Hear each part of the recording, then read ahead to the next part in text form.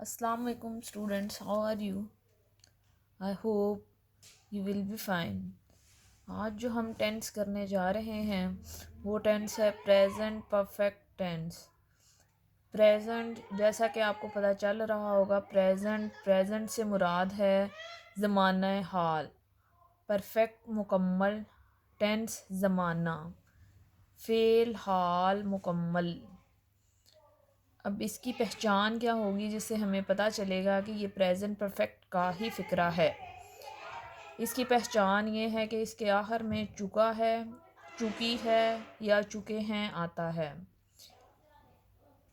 अगर किसी फ़िक्रे के आखिर में चुका है, चुकी है या चुके हैं आता है तो वो प्रेजेंट परफेक्ट का फ़िक्रा होगा। लेकिन इसकी एक और भी पहचान है। अगर किसी फ़िक्रे के आखिर में लिया है, ली है, लिए हैं आएगा तो वो भी प्रेजेंट परफेक्ट टेंस का ही फ़िक्रा होगा। जैसे मैं काम ख़त्म कर चुका हूँ, ये प्रेजेंट परफेक्ट टेंस का फ़िक्रा है क्योंकि इसके आखिर में चुका है आ रहा है। मैंने काम ख़त्म कर लिया है, अब इस फ़िक्रे के आखिर में लिया है आ रहा है तो ये भी प्रेजेंट परफेक्ट टेंस का फ़िक्रा होगा। अब हम इसके फार्मूला के बारे में पढ़ते हैं। इसका फार्मूला जो है वो कुछ इस तरह से होगा। सब्जेक्ट प्लस हैज़ और have plus third form of the verb plus object. अब इसमें हैज़ और हैव के साथ तीसरी फॉर्म यूज़ होती है। अब हमें ये पता होना ज़रूरी है कि किन फ़िक्रात के साथ हैज़ का इस्तेमाल किया जाता है और किन प्रोनाउंस के साथ हैव का इस्तेमाल किया जाता है। इसके लिए मैंने एक टेबल बनाया है जिससे आपको समझ लग जाएगी कि हैज़ किन के साथ आता है और हैव किन के साथ आता है। I have, we have, you have, he has, she has, it has, they have, singular has, plural have. अब हम इसके सिंपल सेंटेंसेस देखते हैं। सिंपल सेंटेंसेस में जो है वो हैज़ हैव का इस्तेमाल हमने पढ़ लिया है। सबसे पहले सब्जेक्ट आ जाएगा, फिर हैज़ हैव, उसके बाद third form of the verb और उसके पास ऑब्जेक्ट। इस तरह से हमारा फ़िक्रा मुकम्मल हो जाएगा। अब हम एक ही फ़िक्रे की कंस्ट्रक्शन पर सारे फ़िक्रात मुकम्मल करेंगे। मैं अपना काम ख़त्म कर चुका हूँ। I have finished my work। अब सेकंड प्रोनाउन के साथ करते हैं जो फर्स्ट प्रोनाउन ही है, first person pronoun. We have finished our work। You have finished your work।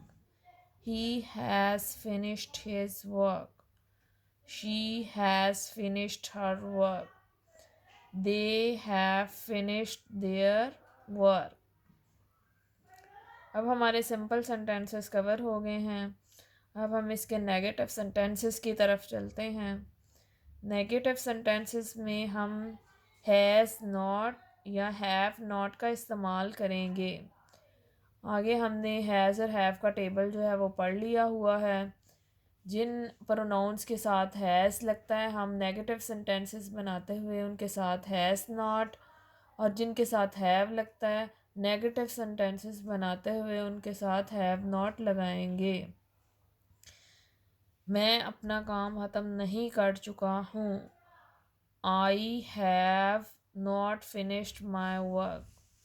We have not finished our work. You have not finished your work. He has not finished his work. She has not finished her work. They have not finished their work। अब हम इसके सवालिया फ़िक्रों की तरफ आते हैं। सवालिया फ़िक्रों में हम हैज़ और हैव को सबसे पहले ले आएंगे। उसके बाद हम सब्जेक्ट यूज़ करेंगे।